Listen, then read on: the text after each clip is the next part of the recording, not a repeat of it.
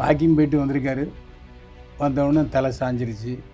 ஆஸ்பத்திரி கொண்டு போயிருக்காங்க. அங்கே கவலைக்கிடம்னாங்க. அடுத்த 5வது நிமிடம் அதுமாதிரி பாக்யராஜ் சாரும் அவர் பையனை ஹீரோ ஆக்கணும்னு நினச்சாரு. அது முடியலை. அது உண்மைதான். அந்த ஒரு பாதிப்பு அவருக்கு தந்தைங்கிற முறையில் இருக்க தான் செய்யும். அதாவது மிகப்பெரிய டைரக்டர்கள் 3 பேர் எழுதிய கதை காப்பி கதை தான். தமிழ் திரைப்பட தொழிலாளர் சங்க தலைவர் பெப்சி ஆர்கே செல்வமணிக்கும் பாக்யராஜுக்கும் நல்ல உறவு இல்லை. நான் எல்லாருக்கும் நல்லது தானே செஞ்சேன், யாருக்குமே கெடுதல் செய்யலையே. இந்த சங்கத்துலேருந்து நான் 10 பைசா கூட என்னை சொந்த செலவு எடுத்துக்கிட்டே இல்லை. இது ஒரு பெரிய மன உளைச்சலை கொடுத்தது உண்மைதான். மனதளவில் பெரிதும் பாதிக்கப்பட்டிருந்தார் பாக்யராஜ். சார் இதுக்கு மட்டும் இல்லை, நிறைய இடங்களில் இந்த மாதிரி கேட்டால் எனக்கு பாக்யராஜ் சார் ரொம்ப க்ளோஸு, அவருக்கு தெரியும் நான் எதனால் இப்படி பண்ணேன், ஆனால் நீங்கள் தான் இப்படி தப்பாக புரிஞ்சுக்கிட்டு ரொம்ப இதாக பேசுகிறீங்க அப்படின்னு சொல்லி ஒரு கிட்டத்தட்ட ஒரு 5 நிமிஷத்துக்கு பேசியிருக்காரு. அவர் செஞ்ச தப்பை நியாயப்படுத்த பார்க்குறாரா அப்படின்ற மாதிரி இருக்குது சார். இதோடு நிறுத்திக்கிடுவோம்.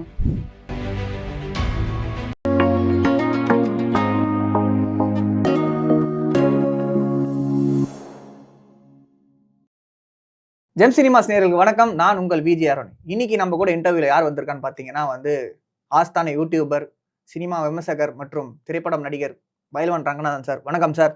வணக்கம். என்னை வாழ வைத்துக் கொண்டிருக்கும் யூடியூப் சேனல் நேயர்களுக்கு நன்றியும் வணக்கம். சார் எப்படி இருக்கீங்க சார்? ரொம்ப நாள் ஆச்சு பார்த்து. உங்களை மாதிரி வேறு நான் டிஷர்ட்லாம் போட்டு வந்திருக்கேன். ஓகே சார், இப்போ ரொம்ப தமிழ் சினிமாக்கே ரொம்ப கஷ்டமான ஒரு சுச்சுவேஷனில் தான் இருக்குது. அது எப்படின்னா கொஞ்ச நாளைக்கு முன்னாடி தான் பாரதி ராஜா டைரக்டர் அவர்கள் இறந்தாங்க. இப்போது பாக்யராஜ் அவர்கள் டைரக்டர் அவருமே இறந்துருக்காரு.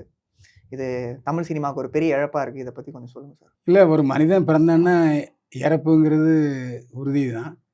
பிறந்தவர்கள் எல்லோரும் இறக்குகிறது கட்டாயம், அதில் எந்த சந்தேகம் இல்லை.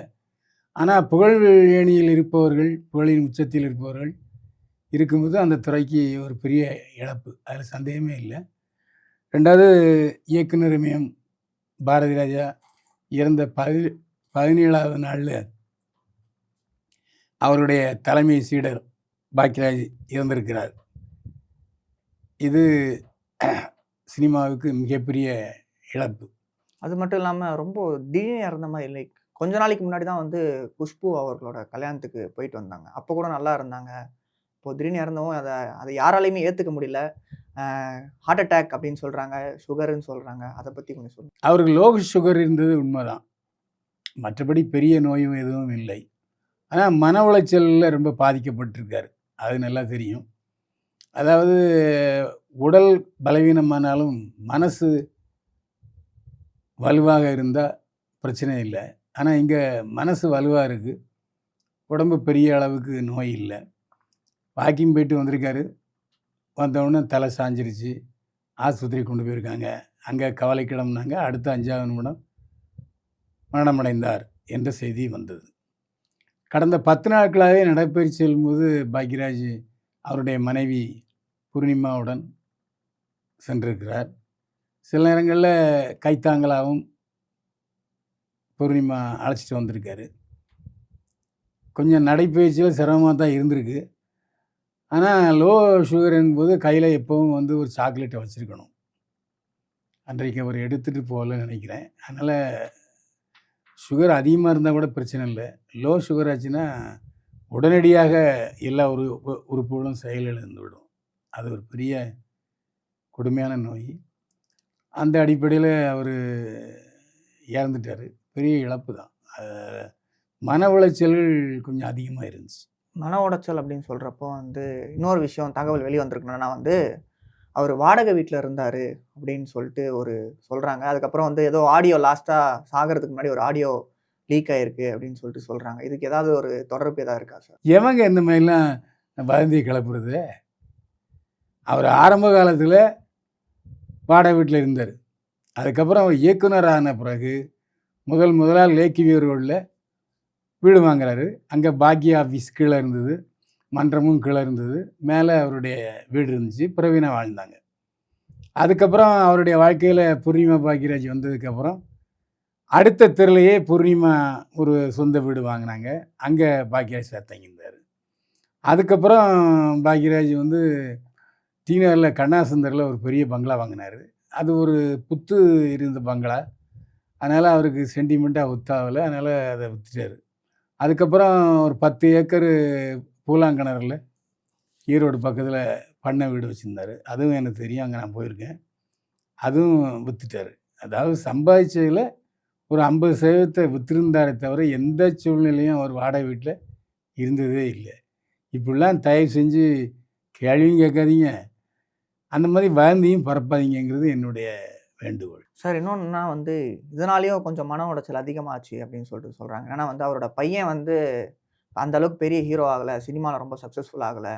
படம் பண்ணியிருக்காரு. ஆனா அந்த அளவுக்கு பெருசா வரலையே அப்படின்னு சொல்லி அந்த ஒரு மன உளைச்சலுமே அவருக்கு இருந்திருக்கு அப்படின்னு சொல்லிட்டு ஒரு தகவல் இருக்கு. அத பத்தி கொஞ்சம் சொல்லுங்க சார். பாரதி ராஜாவுக்கும் இதே மன உளைச்சல் இருந்தது. அவருடைய மகனை சொந்த படம் எடுத்து ஹீரோ ஆக்கணும்னு முயற்சி பண்ணார். சொந்தமாக ஒரு படத்தை டைரக்ட் பண்ண வச்சார். டைரக்டராகவும் பரிமளிக்கலை, ஹீரோவாகவும் அவர் வந்து பெருசாக வரல. அதுமாரி பாக்யராஜ் சாரும் அவர் பையனை ஹீரோ ஆக்கணும்னு நினச்சாரு. அது முடியலை. அது உண்மைதான். அந்த ஒரு பாதிப்பு அவருக்கு தந்தைங்கிற முறையில் இருக்க தான் செய்யும். அதை விட அவருடைய மகள் ஒரு நடன இயக்குனருக்கு 2வது மனைவியாக போனது அவருக்கு பிடிக்கவே இல்லை. அந்த திருமணத்தை அங்கீகரிக்கவும் இல்லை. ரொம்ப நாள் மகளிடம் பேசவே இல்லை. அதுக்கப்புறம் சமீபத்தில் அவருக்கு பேரன் பிறந்தான். சரண்யாவுக்கு பேரன் பிறந்தான். அதுக்கப்புறம் ராசியானாங்க. பேரன் மேலே ரொம்ப பாசத்தை வச்சுருந்தார் பாக்யராஜ். அதுக்கப்புறம் இப்போ ஒரு 3 நாளைக்கு மேலே ஒரு நல்ல செய்தி வந்திருக்கு. சாந்தனு பாக்யராஜுடைய மனைவி கீகி கர்ப்பமாக இருக்காருன்னு. நிச்சயமாக பாக்யராஜ் கீகியுடைய வயிற்றில் பிறப்பார். ஆனால் இதை விட மன உளைச்சல் அதிகம் என்னென்னா, அவர் கதையாசிரியர்கள் சங்க தலைவராக இருந்தார். தலைவராக இருக்கும்போது ரொம்ப நேர்மையாக செயல்பட்டார். அதாவது மிகப்பெரிய டைரக்டர்கள் 3 பேர் எழுதிய கதை காப்பி கதை தான் அப்படிங்கிறத உறுதியாக தீர்ப்பு சொன்னார். இது பல இயக்குநர்களுக்கு விரோதத்தை ஏற்படுத்திடுச்சு. என்னடா நமக்கு வேண்டிய டைரக்டராக இருந்தாலும் இப்படி காப்பி கதைன்னு சொல்லிட்டாரே அப்படின்னு ஒரு குரோதம் இருக்கத்தான் செஞ்சுது. இன்னும் சொல்லப்போனால் தமிழ் திரைப்பட தொழிலாளர் சங்க தலைவர் பெப்சி ஆர்கே செல்வமணிக்கும் பாக்யராஜுக்கும் நல்ல உறவு இல்லை. 2 பேரும் எப்போவுமே கீரி முனையமாக தான் இருந்தாங்கங்கிறது உண்மை. சமீபத்தில் இயக்குனர் சங்க பொதுக்குழுவில் பாக்யராஜை நீக்கிறது அப்படிங்கிற முடிவுக்கு வந்தாங்க. இதையும் கேள்விப்பட்ட பாக்யராஜ் ரொம்ப நொந்துட்டார். பொதுக்குழுவில் பேசும்போது கூட, நான் எல்லாருக்கும் நல்லது தானே செஞ்சேன், யாருக்குமே கெடுதல் செய்யலையே. இந்த சங்கத்துலேருந்து நான் 10 பைசா கூட என்னை சொந்த செலவுக்கு எடுத்துக்கிட்டதே இல்லை. அப்படி இருந்தும் பலர் எனக்கு விரோதமாக செயல்பட்டாருன்னு ரொம்ப வேதனையோடு சொன்னார். இது ஒரு பெரிய மன உளைச்சலை கொடுத்தது உண்மைதான். மனதளவில் பெரிதும் பாதிக்கப்பட்டிருந்தார் பாக்யராஜ். Okay sir. இப்போது நிறைய பேர் வந்து அவர் இறந்ததுக்கு வந்து இரங்கல் தெரிவித்தாங்க. நெப்போலியன் அவர்கள்லாம் வந்து ஊர்லேருந்து வீடியோ எடுத்து சோஷியல் மீடியா அப்லோட் பண்ணியிருந்தாரு. ரொம்ப கஷ்டப்பட்டு பேசியிருந்தாங்க. ரொம்ப கஷ்டமாக இருக்குது. பாரதி ராஜா இப்போ தான் இறந்தார். அதுக்குள்ளே அந்த சோகம் போகிறதுக்குள்ளாரே வந்து இப்போ பாக்யராஜ் சாரும் இறந்துட்டாரு அப்படின்னு சொல்லி ரொம்ப இதாக பேசினார், உருக்கமாக பேசினார். அதே போல் வந்து இவர் பேசினார் சார், கூல் சுரேஷ். அவருமே வந்து சோஷியல் மீடியாவில் என்ன பேசினார்னா வந்து, இந்த மாதிரி வந்து இந்த இரங்கல் தெரிவிக்கிற அந்த நாள், அந்த சாவு அப்போ போனப்போ வந்து என்ன பண்ணியிருக்காருன்னா, ஃபோட்டோவும் முருங்காவும் எடுத்துகிட்டு போயிருக்காரு. இதை பற்றி நிறைய சோஷியல் மீடியா நிறைய ட்ரால் பண்ணியிருக்காங்க. இவருக்கு அது பதிலடியாக சொல்கிறப்ப என்ன சொல்லியிருக்காருன்னா வந்து, ஏன்னா ட்ரால் பண்ணுற நீங்கள்லாம் வந்து என்ன இராணுவத்துக்கு போயிட்டு உதவியாக செஞ்சு வந்தீங்க, ஒருத்தவங்களோட இது தெரியாமல் கலாய்க்காதீங்க அப்படின்னு சொல்லியிருக்காரு. அவர் ஏன் அப்படி பண்ணணும்? அது மட்டும் இல்லாமல் சாந்தனு அவர்களும் சரி, பாக்யராஜ் அவர்களோட ஒய்ஃபும் சரி, ரொம்ப இந்த மாதிரிலாம் பண்ணாதீங்க அப்படின்ற மாதிரியும் சொல்லியிருக்காங்க அப்படின்ற ஒரு தகவல் வந்திருக்கு சார். இதை பற்றி கொஞ்சம் சொல்லுங்கள் சார். இறுதி அஞ்சலி செலுத்த வந்த இடத்துல இந்த மாதிரி காமெடி பண்ணக்கூடாது. இது தவறான விஷயந்தான். சாந்தனுவுக்கும் திருமதி பூர்ணிமா பாக்யராஜுக்கும் கூல் சுரேஷுடைய நடவடிக்கை பிடிக்கலை அப்படின்னு சொல்லும்போது, கூல் சுரேஷ் இந்த மாதிரி செயல்களை இனிமேல் தொடர்ந்து செய்வதை நிறுத்திக்கொள்ள வேண்டும் என்பது தான் நம்முடைய வேண்டுகோள். சார் இதுக்கு மட்டும் இல்லை, நிறைய இடங்கள்ல இந்த மாதிரி கேட்டால் வந்து, எனக்கு பாக்யராஜ் சார் ரொம்ப க்ளோஸு, அவருக்கு தெரியும் நான் எதனால் இப்படி பண்ணேன், ஆனால் நீங்கள் தான் வந்து இப்படி தப்பாக புரிஞ்சுக்கிட்டு ரொம்ப இதா பேசுறீங்க அப்படின்னு சொல்லி ஒரு கிட்டத்தட்ட ஒரு 5 நிமிஷத்துக்கு பேசியிருக்காரு. அவர் செஞ்ச தப்ப நியாயப்படுத்த பார்க்குறாரா அப்படின்ற மாதிரி இருக்கு சார். இதை இதோட நிறுத்திக்கிடுவோம். ஆனால் சமீபத்தில் லெஜண்ட் சரவணா ஸ்டோர்ஸ் அதிபர், நடிகர், தயாரிப்பாளர் அவர் வந்து பாபா லட்சுமணன், ம்.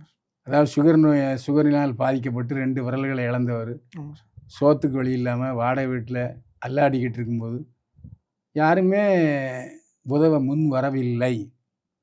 ஆனால் லெஜண்ட் சரவணை 2 லட்சம் ரூபாயை கொடுத்தாரு. அவர் நேரில் வந்து கொடுக்கல, கூல் சுரேஷ் மூலமாக தான் கொடுத்து விட்டார். அப்போ லெஜண்ட் சரவணனுக்கு கூல் சுரேஷ் வேண்டியவரா, ஒரு நல்ல விஷயத்தை செய்யக்கூடியவருக்கு உதவுறவர் தானே இருக்கிறாரு. அதை நாம் பாராட்டிட்டு போவோம். ஆமா சார். இது பாவா லட்சுமணன் அவர்கள் கூட சோசியல் மீடியால இத பத்தி கருத்து சொல்லியிருக்காரு. கூல் சுரேஷ் அவர்கள் தான் வந்து லெஜண்ட் சரவணா ஸ்டோர்ஸ் அவர்கிட்ட போயிட்டு அந்த ரூ. 2,00,000 உதவித்தொகையை வாங்கி கொடுத்தாரு அப்படின்ற மாதிரிலாம் நிறைய அவரும் சொல்லியிருக்காரு. அவர் போய் ஒன்றும் கேட்டு வாங்கி கொடுக்கல. ம். லெஜண்ட் சரவணை கூல் சுரேஷ் அவருக்காக பல இடங்களில் பேசிகிட்டு இருந்திருக்காரு. கோயிலில் வந்து அங்க பிரதேசம்லாம் பண்ணியிருக்காரு. ஸோ கூல் சுரேஷ் மூலமாக லெஜண்ட் சரவணன் 2 லட்சம் ரூபாயை பாவலட்சுமணன் கொடுத்துருக்காரு. அதான் உண்மை. நிறைய விஷயங்கள் பகிர்ந்து கொண்டீங்க. ரொம்ப ரொம்ப நன்றி சார். இதே மாதிரி வேற ஒரு சூப்பரான ஒரு இன்டர்வியூல உங்களை சந்திக்கிறேன். நன்றி, வணக்கம் சார். மீண்டும் சந்திப்போம். வாழ்க வளமுடன்.